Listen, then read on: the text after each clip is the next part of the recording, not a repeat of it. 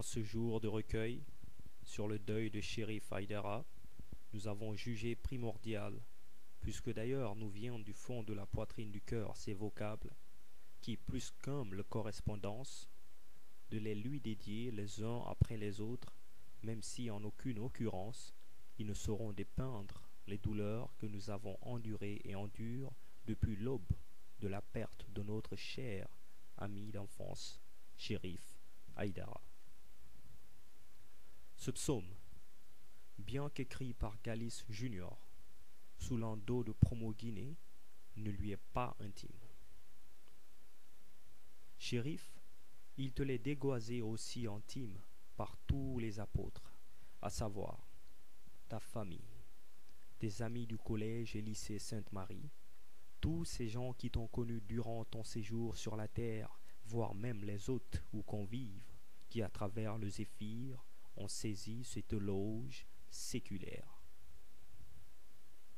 Certes, le temps file, de tes souvenirs on reste pensif, et contraire à ces banquises qui fondent sous l'effet du réchauffement de la planète, Chérif Haïdara, ton revers nous comble d'espoir, car tu étais et restes plein de vie, plein de sagesse.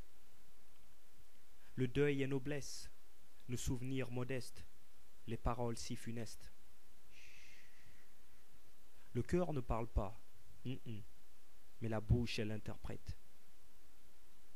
Nous avons beaucoup de choses à te dire, mais il nous manque des alphabets.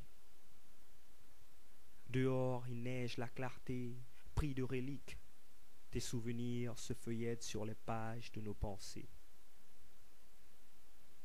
Nous sommes contraints d'accepter cette réalité, même si c'est dur à croire qu'aujourd'hui tu n'es plus là, Haïdara.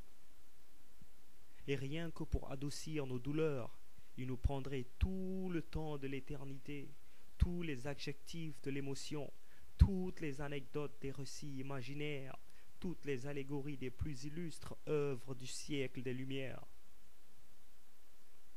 Il ne nous prendrait pas qu'aujourd'hui les oraisons tabulaires, mais aussi demain toutes les déductions syllogistes exhalant leur genèse de l'étude des principes et des causes, simplement pour décrire nos chagrins.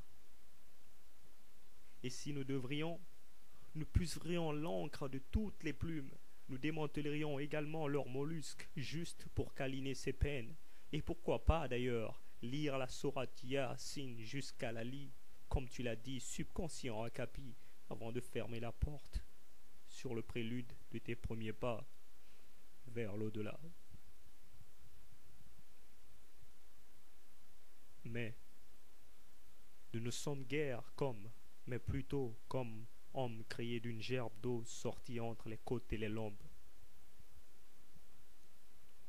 Puisque nous n'avons ni force ni puissance que par le très miséricordieux, le tout miséricordieux, le gardien de la foi, l'élogieux, l'indulgent, le suffisant par soi.